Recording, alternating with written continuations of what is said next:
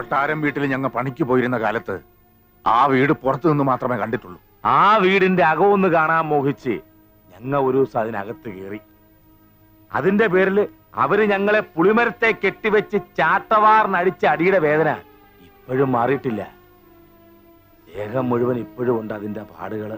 ആ വീടിനാ ഞങ്ങ വില പറയാൻ പോണേ. വെറുതെ എന്തിനാ ആവശ്യമില്ലാത്ത വയ്യാവേലിക്ക് പോകുന്നത്? നമുക്ക് താമസിക്കാൻ ഈ വീട് പോരെ? പോരടി, ആ വീടിന്റെ മുറ്റത്ത് കുഴികുത്തിയാ ഞങ്ങൾക്ക് കഞ്ഞി ഒഴിച്ചു തന്നെ. അതേ വീട്ടിലെ ഒരു ദിവസമെങ്കിലും ഞങ്ങൾക്കൊന്ന് താമസിക്കണം.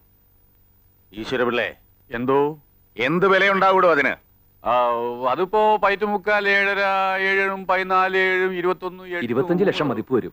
അത് നിനക്കെങ്ങനെ അറിയാം? ഞാൻ പുറമേന്ന് കണ്ടിട്ടുണ്ട്. കണ്ടപ്പോ തന്നെ നീ അതിന് വിലയും ഇട്ട. വിവരക്കേട് പറയാതെ പ്രേമേന്ദ്ര, ഒരു 25 ലക്ഷം മതിക്കും. കൊട്ടാരം വീടിന് എത്ര വരെ പോകും? കൂടിയാ 15, അതിനപ്പുറം പോവില്ല. എങ്കി ഒരു 20,01,000 എഴുതടാ. എത്ര? 20,01,000 എഴുതടാ. ചേട്ടന്റെ പേർക്ക് എഴുതണം. ഓ, നമ്മുടെ രണ്ടുപേരുടെയും കൂടെ പേരിൽ എഴുതിയാ പോരേടാ. വേണ്ട, കൊട്ടാരം വീട് എന്റെ ചേട്ടന്റെ പേര് കിടക്കട്ടെ. മാളു, നീ വാ. എന്താണ് ഇവിടെ വന്ന് നിൽക്കുന്നേ? വാ വാ, നിങ്ങൾ വരണേടാ.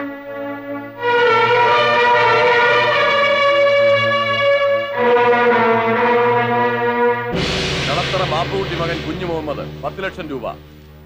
കളത്തറ ബാപ്പുട്ടി മകൻ കുഞ്ഞു മുഹമ്മദ് 10 ലക്ഷം രൂപ. തായിക്കര ജോർജ് കുട്ടി 12,60,000 രൂപ. നായിക്കര ജോർജ് കുട്ടി 12,60,000 രൂപ. മെസേഴ്സ് ശങ്കർ ആൻഡ് സൺസ് 15,14,000 രൂപ. മെസേഴ്സ് ശങ്കർ ആൻഡ് സൺസ് 15,14,000 രൂപ. കൂത്തുപറമ്പിൽ കുട്ടൻ ബാവ എന്ന ചേട്ടൻ ബാവ 20,01,000 രൂപ.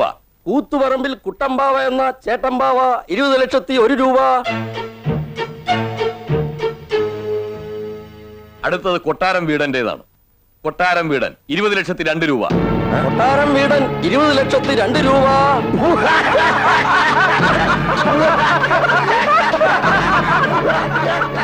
എന്റെ ഈശ്വര, ഇതെങ്ങനെ സംഭവിച്ചു?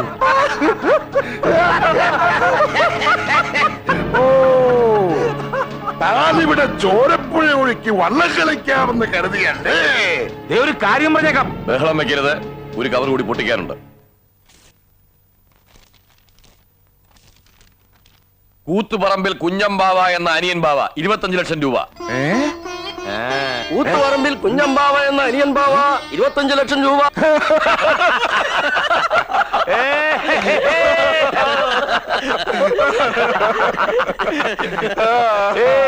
കൊട്ടാരം വീടും പോയേ.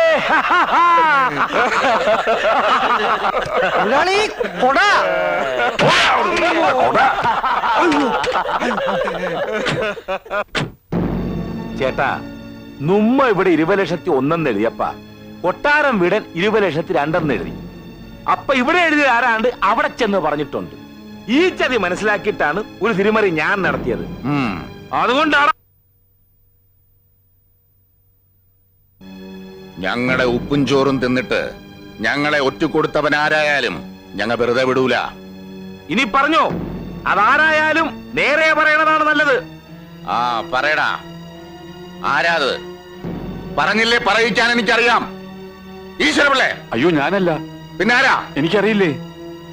നീയാണോടാ? അല്ല. നീയാണോടാ? ഞാൻ പറയില്ല. പറയില്ലേ? ഇല്ല. പറയിക്കാൻ എനിക്കറിയാം. അയ്യോ, ഇവിടത്തെ കാര്യങ്ങളൊന്നും ഞാൻ പുറത്തു പോയി പറയില്ലെന്നാ പറഞ്ഞത്. ഓ, ഇനി എവരുടെ വെക്കിട്ട് കയറണ്ട. നിങ്ങൾ പോ പിള്ളാരെ. ആ, വോട്ട് അവനാരായാലും എന്റെ കൈ കിട്ടും. അന്നവന്റെ അന്ത്യവുമായിരിക്കും. എല്ലാരും പൊക്കോ.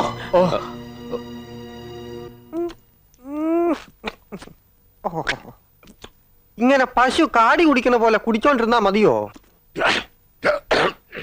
ഞാൻ ടൗണിൽ പോയി 5-10 നല്ല തല്ലുകാരെയും കൂട്ടിക്കൊണ്ട് വരട്ടെ?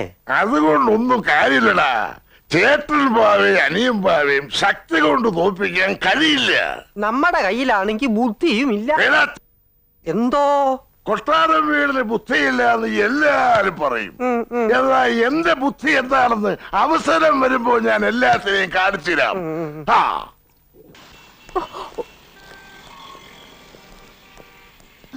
Good morning sir. Good morning. അല്ല ഇതാരും മാളുവോ?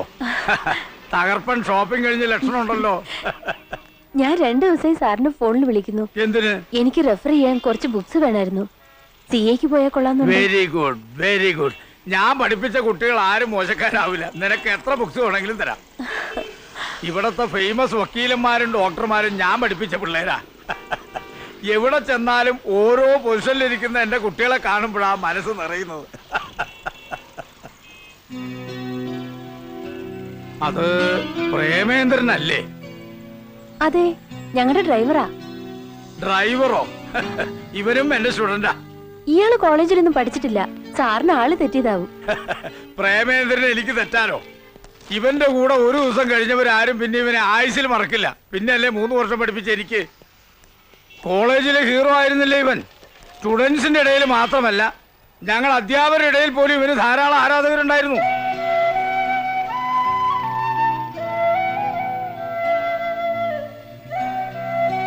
ഇതെന്താണോ പ്രേമേന്ദ്ര ഈ വേഷത്തിൽ? തന്നെ വല്ല ബാങ്ക് മാനേജറോ ബിസിനസ് എക്സിക്യൂട്ടീവോ ഒക്കെ ആയി കണ്ടുമുട്ടുമെന്നാ ഞാൻ കരുതിയത്. ഗുരുത്വം മാത്രം പോരല്ലോ സാർ, തലയെഴുത്തുകൂടി ശരിയാവണ്ടേ? സാരമില്ലടോ, ഒക്കെ ശരിയാവും. വരട്ടെ സാർ. ആ, മാളു വിചാരിച്ചാൽ നിങ്ങളുടെ ഏതെങ്കിലും ഒരു ഫാക്ടറിയിൽ ഇവനൊരു ജോലി തരപ്പെടുത്താവുന്നതേ ഉള്ളൂ. സത്യം പറഞ്ഞ കൊട്ടാരം വീട്ടിലെ ദേവി തമ്പുരാട്ടിയുടെ മകനെ ഈ നിലയിൽ കാണേണ്ടിവരുമെന്ന് ഒരിക്കലും ഞാൻ പ്രതീക്ഷിച്ചില്ല. എടാ ദ്രോഹി, ഊരും പേരും മാറ്റി പറഞ്ഞ് കൂടെ നിന്ന് ചതിക്കാമെന്ന് വിചാരിച്ചു അല്ലടാ? സത്യമായിട്ട് എനിക്കൊന്നും അറിഞ്ഞൂടാ. ഞാൻ ആരെയും ചതിച്ചിട്ടില്ല. ചതിച്ചിട്ടില്ല അല്ലേ? പിന്നെ എങ്ങനെയാടാ ഞങ്ങ ഇവിടെ എഴുതിയ ലേലത്തുക കൊട്ടാരം വീടൻ അറിഞ്ഞത്? ഇനി എന്നെ തല്ലരുത്, ഞാൻ പറയുന്നൊന്ന് വിശ്വസിക്കണം. മിണ്ടിപ്പോരുത് പൊട്ടിക്കഴിവുറ മോനെ.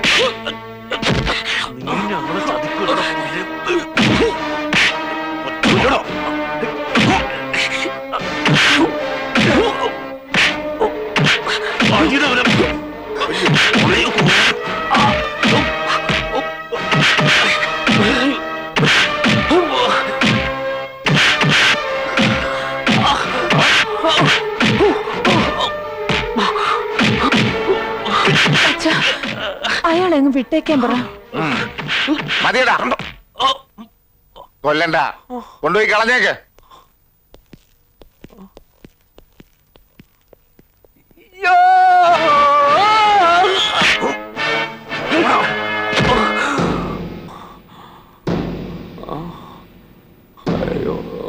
എനിക്ക് നീ കൊട്ടാരം വീട്ടിലാണെന്ന് എന്നോടൊരു വാക്ക് പറയായിരുന്നില്ലേ?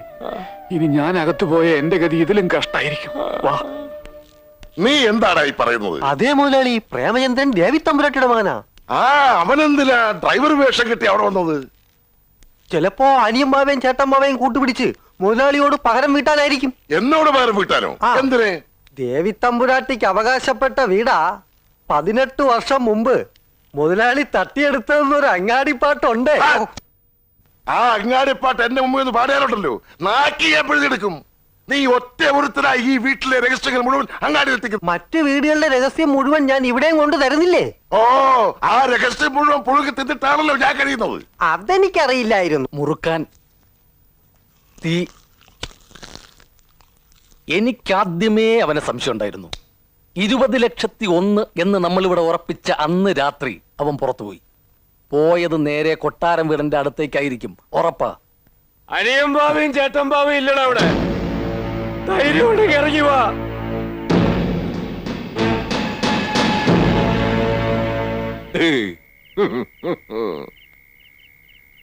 നിനക്ക് കിട്ടിയതൊന്നും പോരടാ.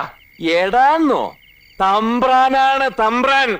ഞാൻ രാജവംശത്തിൽ പറഞ്ഞവനാ. കൊട്ടാരം വീട്ടിലെ ദേവി തമ്പുരാട്ടിയുടെ മകൻ. നിങ്ങൾ 25 ലക്ഷം രൂപയ്ക്ക് ലേലം വിളിച്ചെടുത്തില്ലേ ആ കൊട്ടാരത്തിന്റെ അവകാശി പ്രേമേന്ദ്ര തമ്പുരാൻ. എന്റെ അച്ഛനും അമ്മയൊക്കെ പറ്റിച്ച ഡ്യൂപ്ലിക്കേറ്റ് കൊട്ടാരം വീടിന് എല്ലാം കൈക്കലാക്കി. ഇപ്പൊ താമസിക്കുന്നതേ അതിലും പേര് കേട്ട തറവാട്ടില്ല, ചെമ്പകശ്ശേരിയില്. കുറെ തമ്പ്രാക്കന്മാരും തമ്പ്രാട്ടിമാരൊക്കെ അവിടെ വളഞ്ഞു ചുരുട്ട് കൂടി കിടപ്പുണ്ട്. വല്ലപ്പോഴും അടുപ്പ് പുകയുന്നുണ്ടോ എന്ന് നോക്കി. ഒരു നേരത്തെ മരുന്നെങ്കിലും മുടങ്ങാതെ കൊടുക്കാൻ വേണ്ടിയിട്ടാ ബിരുദവും പെരുമയൊക്കെ കുഴിച്ചിട്ട് ഇങ്ങോട്ട് കെട്ടിയെടുത്തത്. അല്ലാതെ ആരെ ചതിക്കാൻ വേണ്ടിയിട്ടല്ല. ചതിച്ച ആരാണെന്ന് ഞാൻ കാണിച്ചു തരാം, ഇപ്പൊ തെളിയിച്ചു തരാം. ഈശ്വരപിള്ളേ, കൊണ്ടുപോവനെ. അയ്യോ അയ്യോ അയ്യോ പറഞ്ഞു കൊടുക്കടാ, പറഞ്ഞു കൊടുക്കടാ പട്ടി. ഇനി എന്നെ തല്ലരുത്, ഞാൻ പറഞ്ഞോളാം. ഇവിടെ 20,01,000 എഴുതിന്ന് എന്നോട് പറഞ്ഞത് ഈ സുന്ദരനാ. അത് പിന്നെ അമ്മാവ, ഞാനൊരു കാഷ്വൽ ടാക്കിൽ ഇംഗ്ലീഷ് പറയുന്നതാ പുല്ലേ.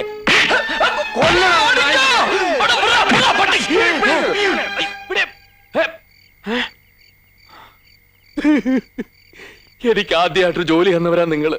ഞാൻ മനസ്സുകൊണ്ട് പോലും നിങ്ങളെ ചതിക്കില്ല. എന്റെ നിരപരാധിത്വം തെളിയിക്കാതെ പോയ ഒരു കാലത്ത് എന്റെ മനസ്സിന് സമാനം കിട്ടില്ല. അതുകൊണ്ടാണ് ഞാൻ ഇവിടെ വന്ന് ഇത്രയൊക്കെ പറഞ്ഞത്. മുതലാളി വരനോട് ക്ഷമിക്കണം, ഞാൻ പോവുക. ഈശ്വരപിള്ളേ, എന്തോ അവനോട് നിൽക്കാൻ പറയടോ. നീ തല്ലും കൊണ്ട് ആ വഴി പോയിരുന്നെങ്കിൽ നീ അല്ല തെറ്റുകാരനെന്ന് അറിഞ്ഞാലും ഞങ്ങൾ നിന്നെ തിരിച്ചു വിളിക്കൂല. ഇപ്പൊ നീ കാണിച്ചതാണ് ചങ്കൂറ്റം. അല്ലെങ്കിലും ആണത്തമുള്ള അവന്മാരെ ഞങ്ങൾക്ക് പണ്ടേ ഇഷ്ടമാ. ഇനി നീ എങ്ങും പോകണ്ട, ഇവിടെ നിന്നോ.